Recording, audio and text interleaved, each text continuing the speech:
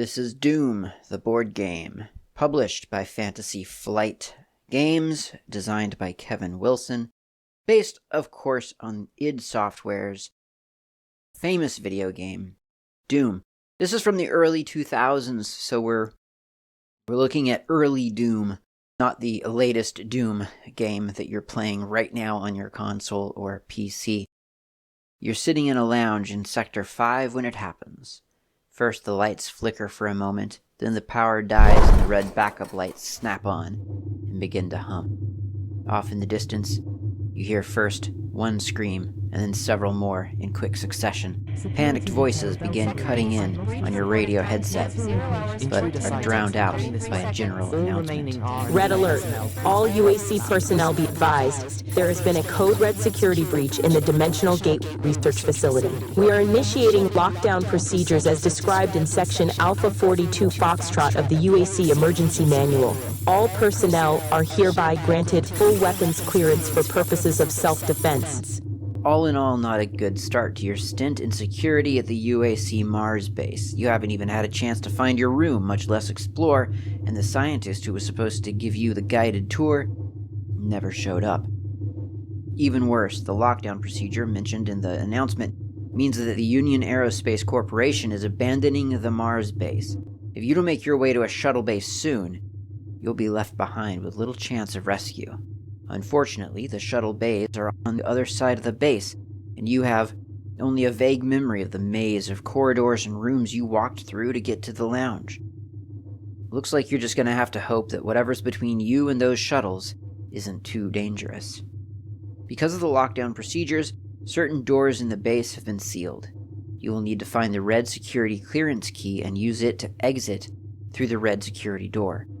So this game is designed for 1 to 3 Marine players. I'll just be playing the one myself.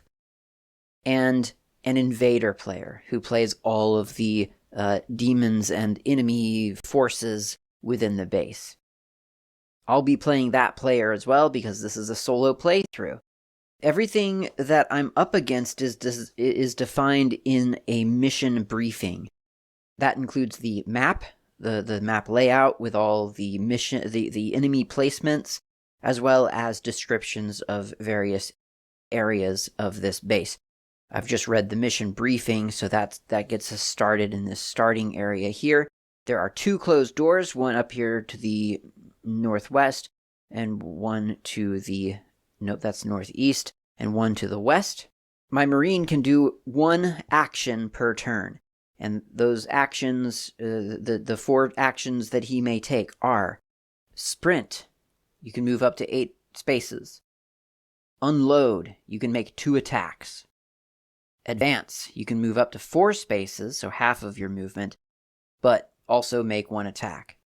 Or ready. You can ready an action and then either move up to 4 spaces or make 1 attack.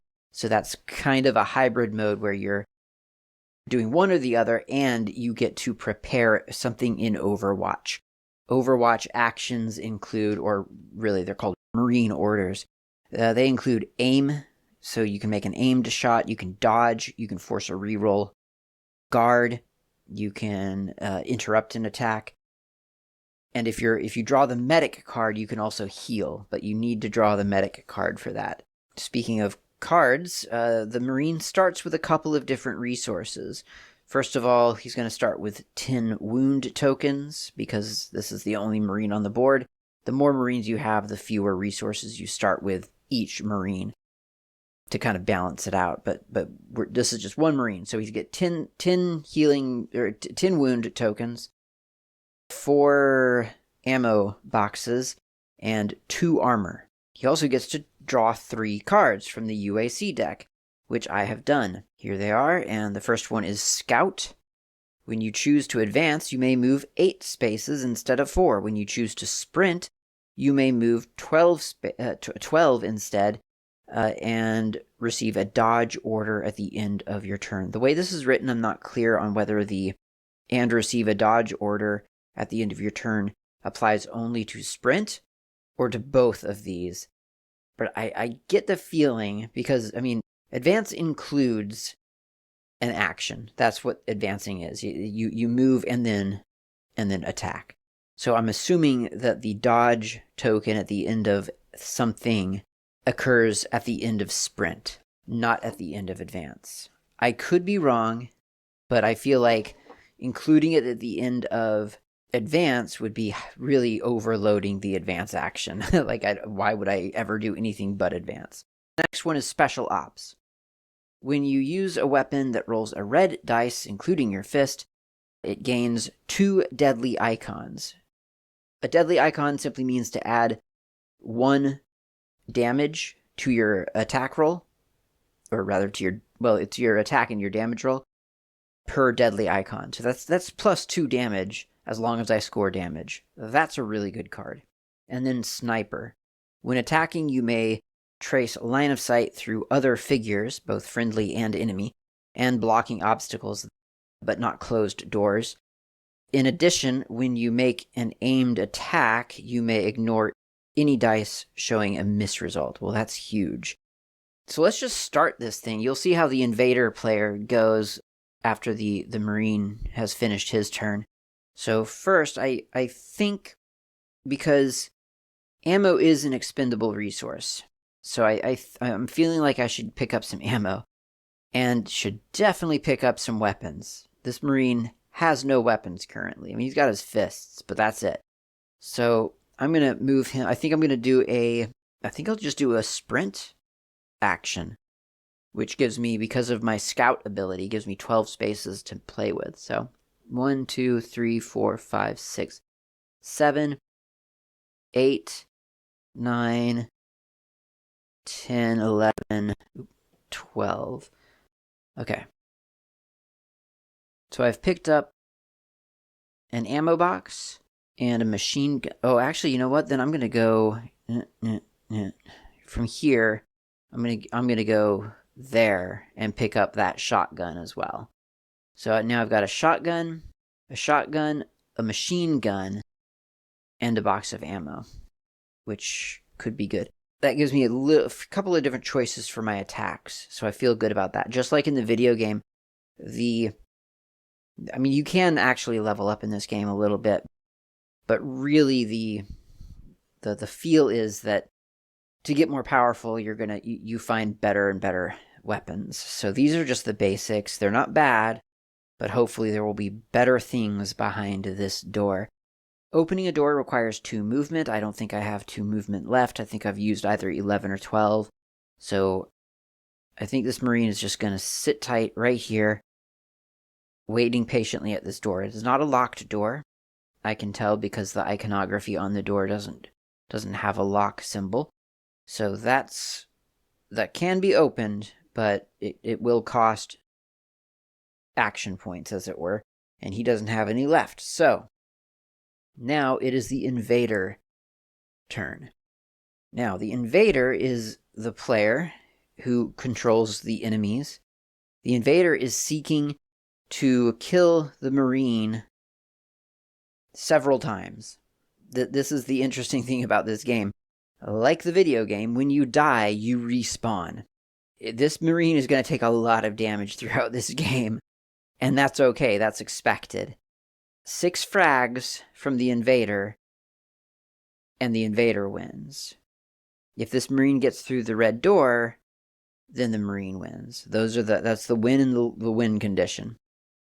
But first, the Invader player starts with 5 cards, so 1, 2, 3, 4, 5, and the Invader also draws a 6th, or another 1 card per Marine. So there's 1 Marine, so 1 card. The Invader can have up to 8 cards in hand. I don't think that's going to come up often. There are 2 different kinds of Invader cards.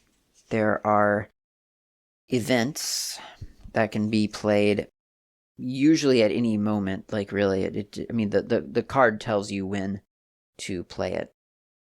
So the first one is, it's a trap. Play immediately after a Marine has picked up an equipment token. Activate up to 2 invaders of your choice. The Marine player's turn then resumes. So those are some free activations for the Invader. Next one is play at the start of your turn. Force a Marine to discard 1 ammo token of your choice. I guess I'll just play that right now. So that's the first invader's action. And that removes 1 ammo token from the Marine. And that is leaving the Marine with just the original 4 ammo tokens that he started with. And then the next event card in my hand is Rage. Play when you activate an invader. The invader may attack twice. Ooh, that's rough. Okay, so those are event cards. I've played 1, so I think that's done. I don't know how many event cards I can play. I think I can literally play them anytime. And then the other kind of cards are spawn cards. Here's how those work. When a spawn card has a slash down the middle and shows 2 different enemies, that means the invader player can spawn either one of those 2 monsters, so in this case a demon or a mancubus. Other cards don't have a slash through, and it just legitimately means all of the monsters pictured can be spawned. So in this case a zombie, an imp, and a trite can all be spawned.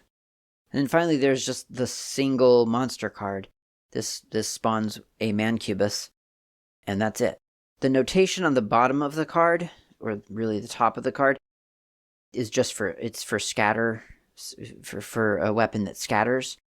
I would draw a card and until I get something that shows how to scatter it, and then that would be the effect. So generally I ignore that data. That's not something that usually you need until you need it, and then you look at it. Okay, so I have a choice here. The second phase of the invader turn is the spawn phase, and I can spawn 1 thing, or I can play 1 spawn card. It's going to be based on line of sight. I can only spawn a monster that is not in the line of sight of the Marine, and line of sight in this game is defined as drawing a straight line from the middle of the Marine's square to the middle of some other square. And if it's an unbroken straight line, then that is within line of sight.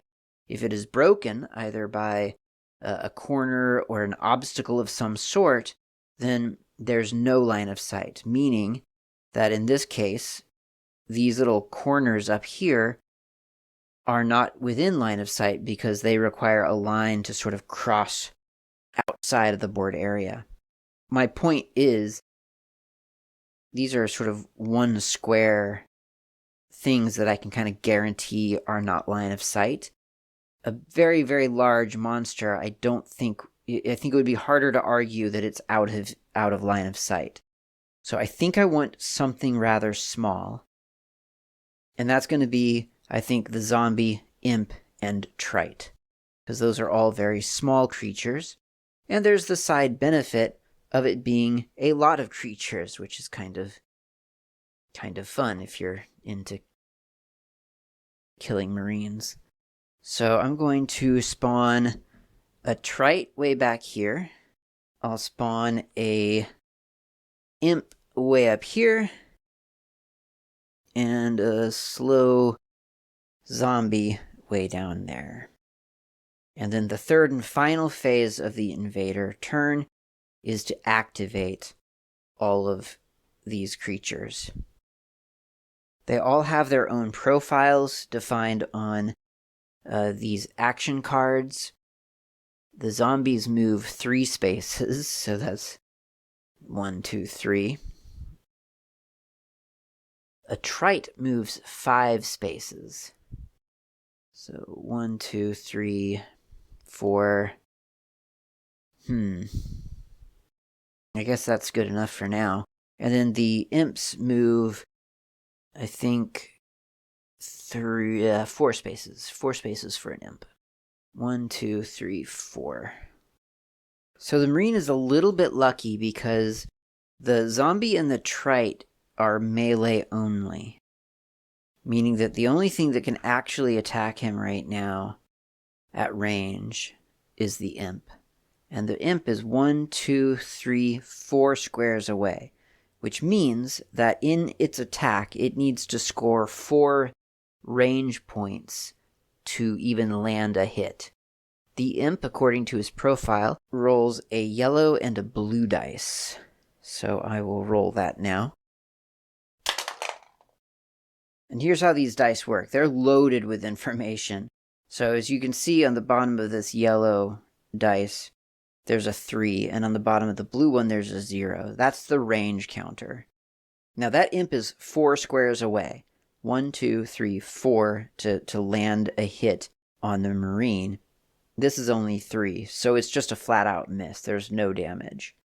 Got lucky this time, at least if you can classify luck as having 3 demons running down the hall towards you. I think this Marine is going to have to go on the offensive. Well, I guess the Marine has 2 choices. He can go through the door. That costs 2 movement squares. But he's got the scout ability, so he could go, what, 10 more squares? And then end up with a dodge? And just kind of try to forestall really the inevitable.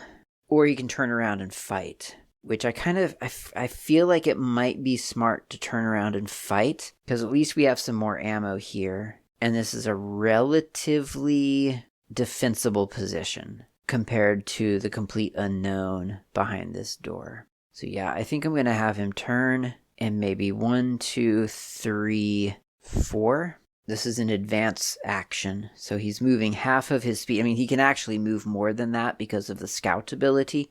But I think what I'm going to have him do is fire straight into this zombie and trite with a shotgun, ideally. Because the shotgun has the deadly icon and the breakthrough icon. Meaning that it could also hit the trite given enough range. And because it's got red dice, it gets 2 free deadly icons as well. So it's as long as we hit... And I've closed the distance as much as I feel kind of comfortable with. Although I guess I could... Yeah, you know what? I'm going to just move up and just really close the distance. 1, 2, 3, 4. Yeah. I mean, this puts me into melee range of the zombie, who is a melee creature. But I mean, firing from here just delays melee not much, right? Because this guy's obviously going to walk forward. So what we really need to do, close the distance, shoot this guy in the face, and hope that some of our shots make it past the zombie's dead corpse and kill the trite as well. It's kind of we're really asking for a lot. Let's give it a go, though. Okay, so we're fine on range, obviously. I mean, we're shooting it in the face. And we've got 5 damage on the dice. Now, as I said, well, 2 things I said. So first of all, 1, 2 to hit the trite. And I did get 2 range. So that's good. It'll go through the zombie and hit the trite. That's 5 damage. It's a red die. Well, and it has a deadly icon because it is a shotgun that just has the deadly icon. So that's 6 damage total. And then because I have the Special Ops card, there's 2 more deadly icons. So that's a total of 8 damage. The damage is a little bit complex, I guess, because the zombie has 2 armor, meaning that only multiples of 2 damage get through. So we've got 8, so 2, 4, and the zombie has only 2 wounds. So he is dead. I think I'm doing this right. And then there's the trite. Hopefully the trite has very low armor. Yes, it does. It only has 1 armor and only 1 wound. It's safe to say that he's dead. So that was a wildly successful turn. However, there's still an imp right next to the Marine, and that could be bad. And this is the moment where that scout ability, the wording of it, is confusing because it says when you choose to advance, you may move 8 spaces instead of 4, full stop. When you choose to sprint, you may move 12 spaces instead of 8 and receive a dodge. No, that's not confusing because of the full stop. Yeah, the dodge option is definitely associated with sprint. That's what I thought. That's how I've been playing it. I guess I was hoping hoping for a reprieve, but no, that's pretty clear. Okay, so the imp, this is the invader's turn, and that always starts with drawing a new card from the Doom deck. And so I've done that, and it is called Ambush. Play immediately before a Marine takes his turn. Activate one invader of your choice. That's a good card for the invader player. And I do have, the invader does have an event card called Rage, which allows the thing that you're about to activate to take 2 turns. This activation. I think I'll play that. I'll play the event card Rage. So I'm going to get 2 attacks. Actually, I don't do that yet, because first is the spawn step. So I've drawn, and now I need to spawn.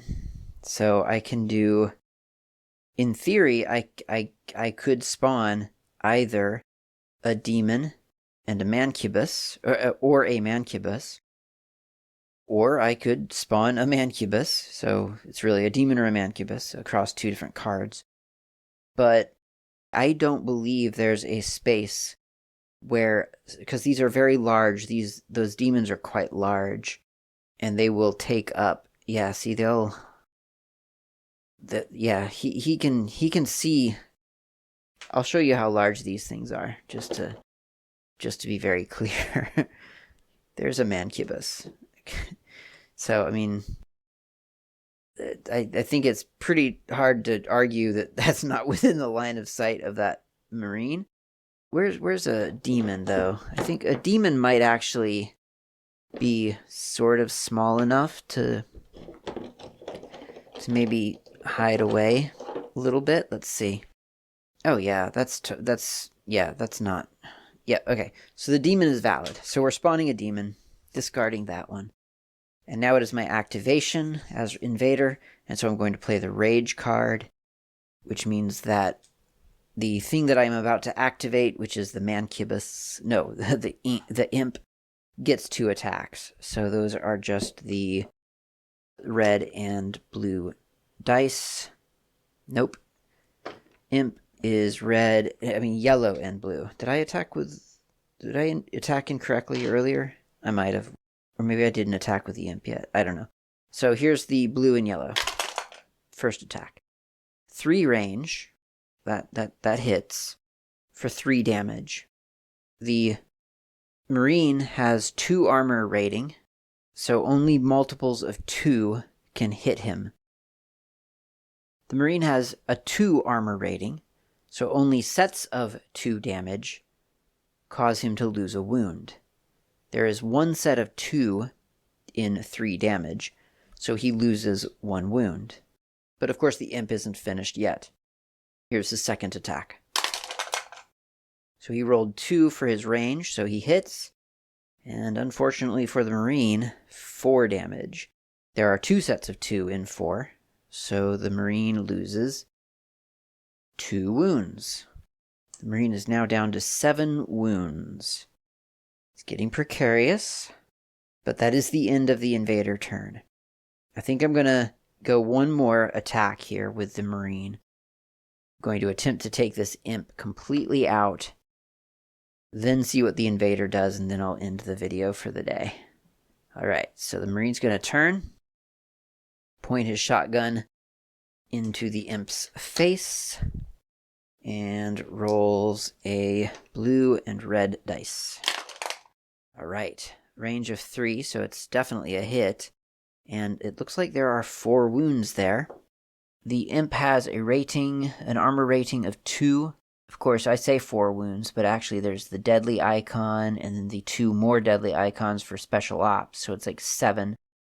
And anyway, the imp only has 1 wound to spare, so he just goes away. He dies. Oh, I forgot to move the demon.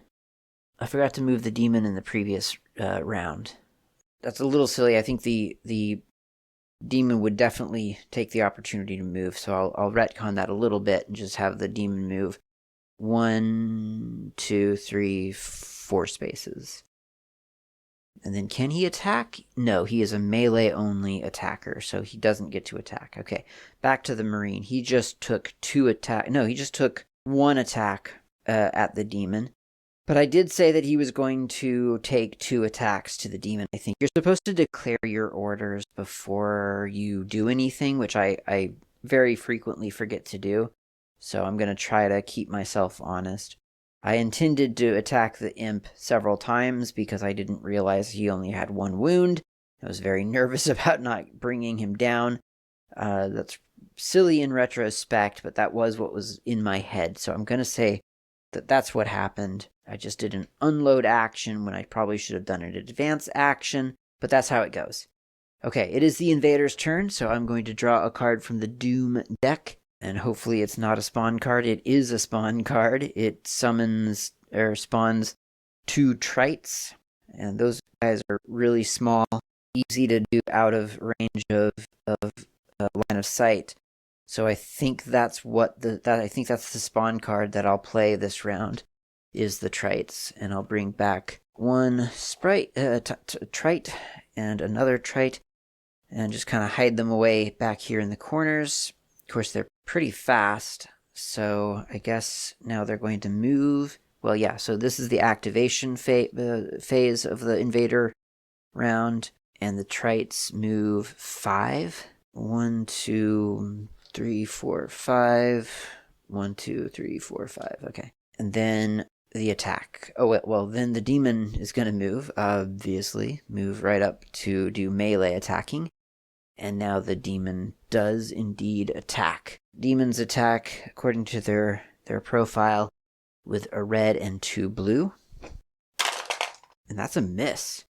This big X on the red dice is a miss. And when you roll a miss, you have to ignore all the other dice, and it's just a miss. That supersedes all other dice. That is, needless to say, hugely fortunate for the Marine. Like, that's a big deal. Possibly sort of life-saving, maybe? That means this Marine could probably run away. That said, I don't know whether that's the right answer. On the one hand, I feel like running into an unknown corridor seems a little bit dangerous, especially since if you do that, then you've got other creatures. But I mean, I happen to know that the invader player, who is also me, has spawn cards in hand, so they could just keep spawning. You know, I could just be here all day in the lounge, never get into the place. Then again, I happen to know that my only spawn card is a Mancubus, and he's huge and kind of hard to hide away out of sight. So maybe staying here for just 1 or 2 more rounds is the smart way to go. Not sure. It's a real tough call. Not really sure where to go on this one. But I don't have to think about that right now, because right now the end of the video has arrived, and I will pick this up next time. Thanks for watching.